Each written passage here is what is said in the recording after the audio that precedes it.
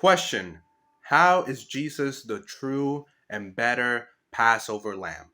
As we know, the Passover is the final plague that God brought to the Egyptians when Pharaoh, the king of Egypt, did not listen, and he enslaved for many years the people of Israel.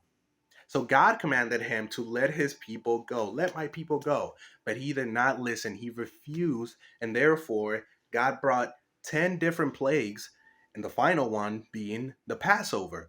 But this plague consisted of God passing through, and that's where the name comes from, passing through Egypt at midnight and striking down the firstborn of each family.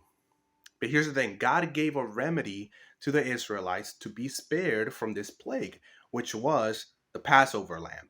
God instructed them to get a lamb with no defects and sacrifice it, and then put the blood on the doorframe of their house so that when God comes and he sees the blood on the doorframe, he will simply pass over without striking anybody in the house.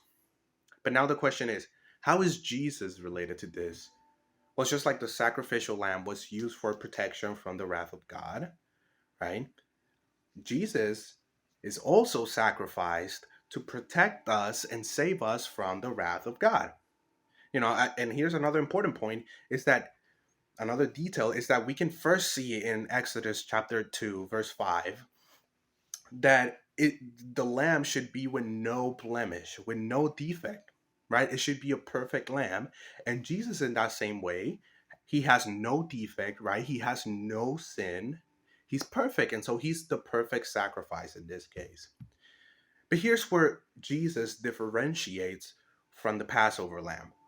If we look closely back to the story, the goal of the Passover wasn't just to liberate the Israelites from Egypt, but it was to give them the promised land, right? Where they could flourish as a nation.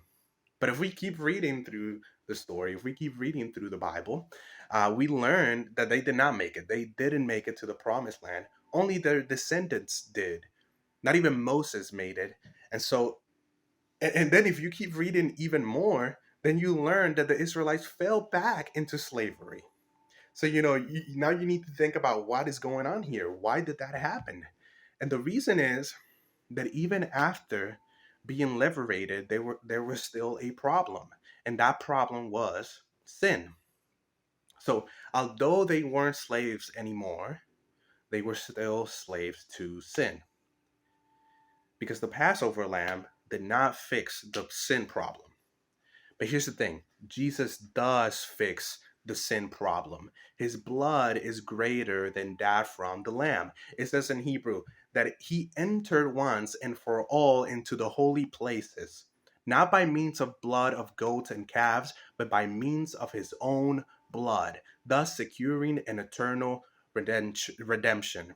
His blood will take our sin away and take us to the promised land. And so that is why Jesus is the true and better Passover lamb.